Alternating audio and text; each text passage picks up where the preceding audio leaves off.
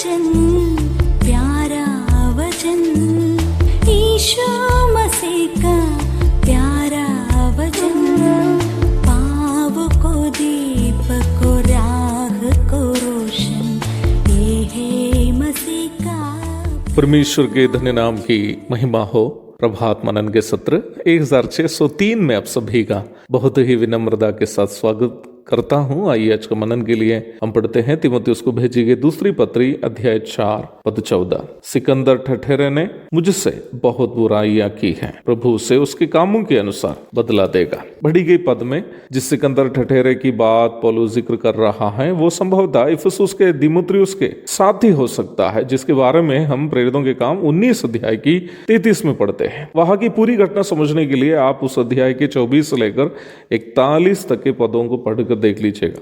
उस भाग से हमें यह पता चल जाता है कि निम्न दिमुत्रियुस और सिकंदर इफिसुस शहर में जहाँ अर्थमिस देवी का मंदिर था, और ये दोनों मूर्ति बना के बेचने वाले लोग थे, और इफिसुस अर्थमिस देवी का मंदिर से प्रचलित एक शहर होने के कारण स्वाभाविक है वहां पर मूर्ति पूजा एक सार्वजनिक कार्य था, और मूर्ति बनाकर बेचने वाले होने के कारण लोगों के बीच ये दोनों काफी जाना पहचाना लोग भी थे। आत्मरूपी अदृश्य एवं निरंकारी परमेश्वर के बारे में प्रेरित पौलुस का प्रचार काफी लोगों को जब प्रभावित किया, अनेकों लोग मनगढ़ंत एवं काल्पनिक कहानियों पर आधारित मूर्तों को छोड़कर इफिसुस शहर से, इफिसुस क्षेत्र से, इलाके से जीवित परमेश्वर के शरणागत हुए। इफिसुस के अनेकों लोग जब मूर्ति पूजा छोड़ने लगे तो दिमुत्रियुस एवं सिकंदर कंपनी को, जो मूर्तों को बनाकर बेचकर कमाई करते थे, नुकसान होने लगा। अब क्या वे लोग ये बात लोगों से बता पाएंगे कि कंपनी को नुकसान हो रहा है इसलिए लोग मूर्ति पूजा करते रहो?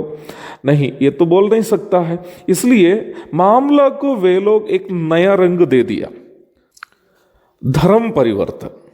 धर्म परिवर्तन एक ऐसा मामला है जो लोगों को पौलुस एवं साथियों के खिलाफ करने के लिए पर्याप्त था।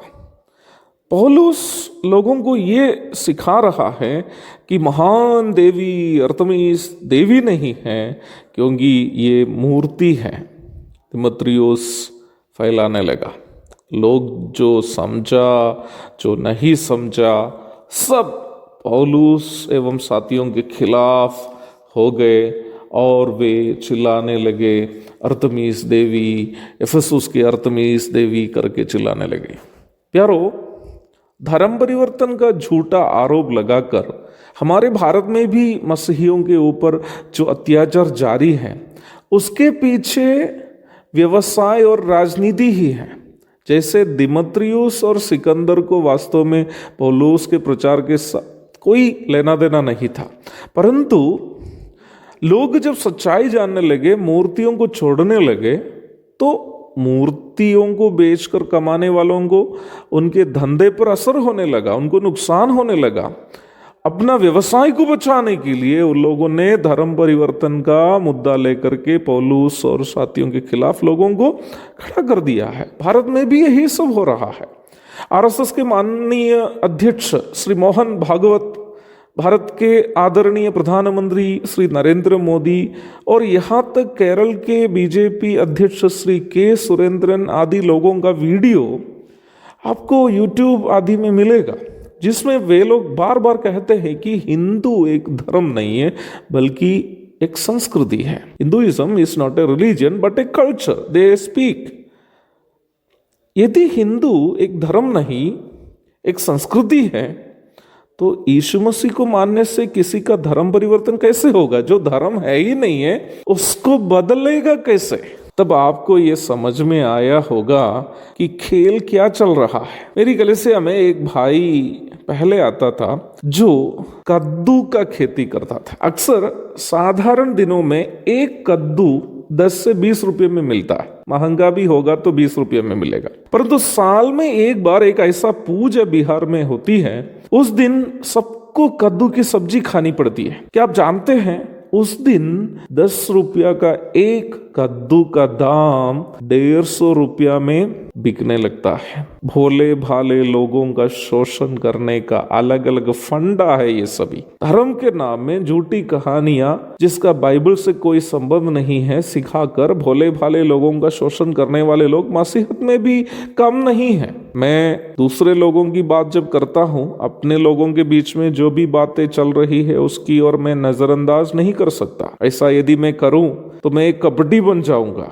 मूर्ति पूजा आदि केवल हिंदू में ही नहीं, हमारे बीच के भी कई तथाकथित मसीही जो वचन की सच्चाइयों से अनजान है, दूर है, इस प्रकार के शोषण के शिकार है। वे लोग भी अपना धंधा को जारी रखने के लिए दिमेत्रियुस लोग और सिकंदर लोग उस समय भी, पौलुस के समय भी और आज भी वचन का प्रचार करने वालों पर बुराई करते हैं। पौलुस के समय भी वही हो रहा था और अभी भी वही हो रहा है। परंतु इन ढोंगियों को कोई सजा क्या कभी नहीं मिलने वाली है? अवश्य मिलने वाली है मेरे प्यारों। इन कपटियों का जो अपना धंधा को, अपनी राजनीति को चमकाने के लिए धर्म परिवर्तन का झूठे आरोप लगा करके प्रभु के दासों पर हमला करते हैं, उनके ऊपर बड़ी सजा आने वाली है। प्रभु दया करे, उस विषय पर मैं कल आपको बताऊंगा। तब तक के लिए आपसे विदा हो जाता हूँ। जय मसीह की।